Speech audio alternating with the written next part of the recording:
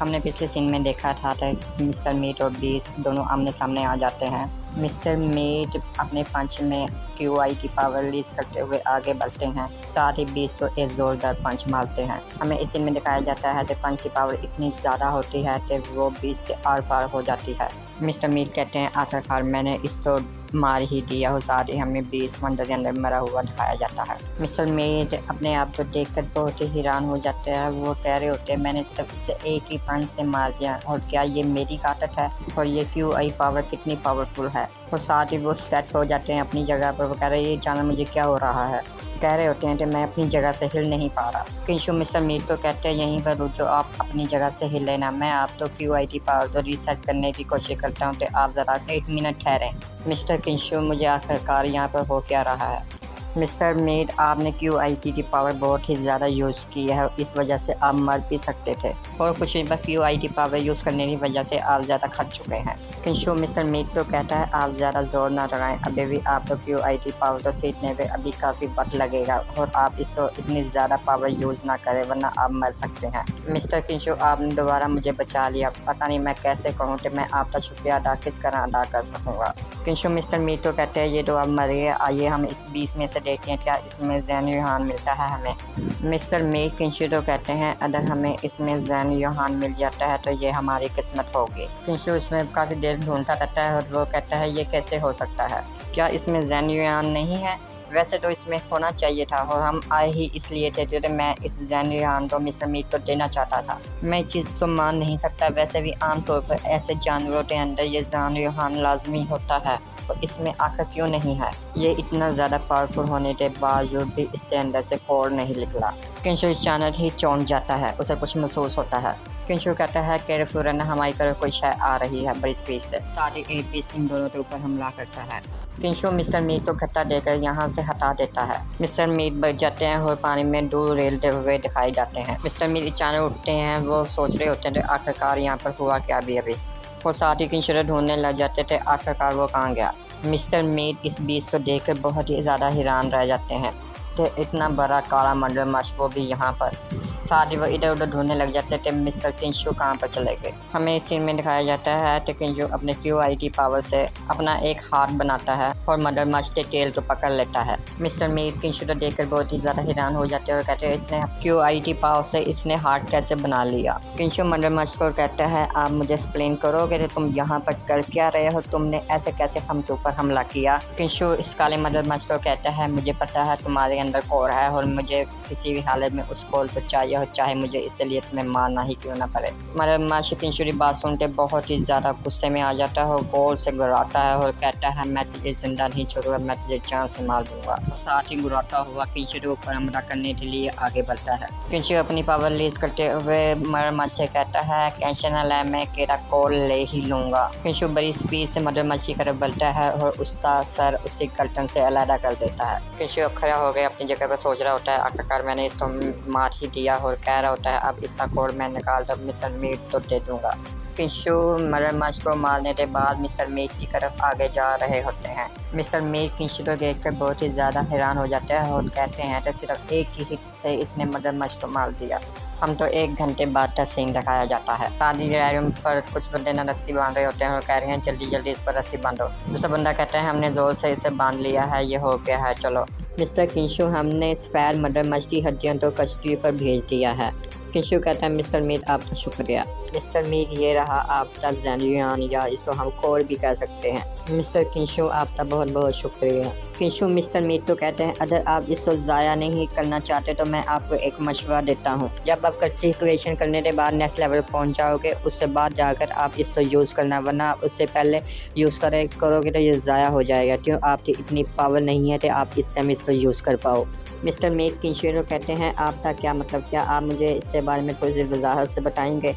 किंशु mister meet को बताता है जो मैंने आपको कोर अभी दिया है ये काले मगरमच्छ का है, आपकी पावर इस टाइम जितनी है और मुझे डर है कि आप इसे अभी यूज़ कर लोगे तो इसके अंदर जितनी भी पावर है वो ज़ाया हो जाएगी और वो आपको नहीं मिलेगी। मिस्टर मीट किंशु तो कहता है फिर मैं इसको नहीं ले सकता, ऐसा करने से मुझे फैर मगरमच्छ का कोर दे दें।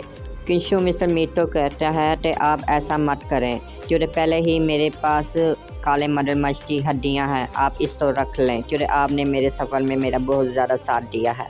मिस्टर मीट किंशु कहते हैं कि आज हमने बहुत ज़्यादा काम कर लिया, कहना क्या है, आप जाके थोड़ा सा आराम कर लें, हम अगले दिन मुलाकात करेंगे। किंशु मिस्टर मीट तो कहता है नहीं, हम पहले काले मगरमच्छ की हड्डियाँ बांधे थे, उसके बाद वापस जाएंगे। मिस्टर किंशु, मुझे यकीन नहीं हो रहा कि यहाँ पर बहुत सारे बीस नहीं होने चाहिए थे, क्योंकि मैंने सुना था यहाँ बीसों की तादाद बहुत ही ज़्यादा है, लेकिन हमें तो यहाँ कोई ख़ास नज़र नहीं आए। किंशु मिस्टर मीट तो कहता है यहाँ पर 20 अभी भी मौजूद है, लेकिन वो सामने आ नहीं रहे। हमने जो मगरमच्छ पकड़े हैं ये हमने चारा डाला था, इसलिए ये यहाँ पर आए हैं और हमने इनको इसलिए यहाँ पर पकड़ा है, वरना आप जंगल में जाएं तो आपको बहुत सारे 20 मिलेंगे, लेकिन आप उनका सामना नहीं कर पाएंगे। किंशु मिस्टर मीट तो बताता है कि ये दोनों मगरमच्छ इस जगह के सबसे पावरफुल 20 हैं और यहाँ पर हमें ठहरना बहुत ज़्यादा वक्त ज़ाया करना हमारे लिए अच्छा नहीं होगा। बाकी के जितने भी 20 हैं वो नीचे गलजे रहे हैं और हमें उनको पकड़ना मैंने नहीं रखता। इसके अलावा उधर देखो वो सारे 20 नीचे गलजेते हैं, हमें उन्हें पकड़कर कुछ खास फ़ायदा नहीं होगा, वो सारे मगरमच्छ के बच्चे हैं। किंशु मिस्टर मीट तो कहता है कि ये दोनों इस 20 मगरमच्छ के बच्चे हैं, वो अपने वालिदैन की हिफाजत के बगैर हम पर हमला करने की अपनी हिम्मत खो चुके हैं। किंशु कहता है अच्छा मैं जा रहा हूँ, मुझे ना फ़ोन कर देना, और कुछ देर में कश्ती पर आराम करने जा रहा हूँ और हम कल मिलेंगे फिर। Okay mister Kinshu.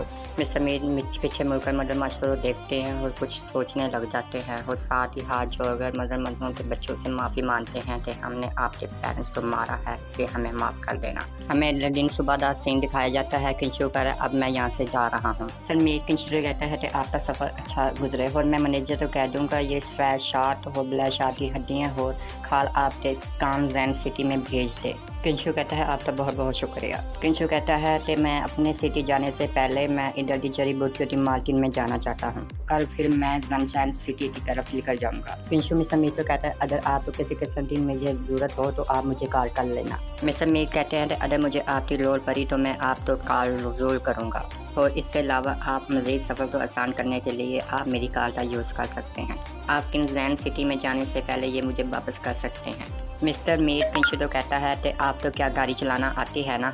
Mister meet की बात सुनकर किंशु खामोश हो जाता है, आगे से कुछ नहीं बोलता। मिस्टर मीट कहते हैं इस चीज़ के लिए मैं आपसे माफ़ी मांगता हूँ, मैं आप तो अभी टैक्सी करवा देता हूँ। मिस्टर मीट किंशु कहते हैं जब आप पहुँच जाएंगे तो आप मुझे फ़ोन लाजमी करना। मिस्टर किंशु ड्राइवर तो कहता है कि आप मुझे जड़ी बूटियों वाली मार्केट में ले जाएं। ड्राइवर कहता है ओके ठीक है, मैं आपको वहाँ पर पहुँचा देता हूँ। किंशु कहता है कि वक्त आ गया है तो मुझे भी ड्राइविंग सीखना पड़ेगी। हमें जिनमैन आइलैंड चाइनीज मेडिसिन की मार्केट दिखाई जाती है।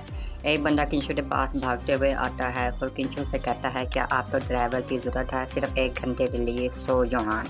सादी गाइड कहता है आप मुझे ऐसे मना मत करें, लगता है कि आप यहाँ पर बहुत सा सामान खरीदने आए हैं और आपको जगह की मालूमात नहीं है, और मैं आपका गाइड बन सकता हूँ, आपका सामान इधर से लेकर जा सकता हूँ। किंशु पूछता है क्या आप यहाँ पर सब दुकानों के बारे में जानते हैं। गार्ड कहता है तकरीबन मैं यहाँ पर सारी दुकानों के बारे में जानता हूँ और आपकी खरीदारी में मैं आपकी बहुत सी मदद कर सकता हूँ। किंशु इस ड्राइवर को कहता है मैं आपको 1000 युआन दूंगा और आप मेरे रहनुमा बन जाएं। ड्राइवर कहता है ठीक है, मैं अपनी कार तो अभी पार्किंग करके आया।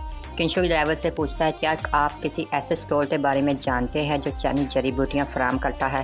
ड्राइवर किंशु तो कहता है आपके बाईं तरफ एक पुरानी और मशहूर दुकान है, लेकिन आपको दुकानदार से अच्छी चीज़ें मांगने की ज़रूरत है।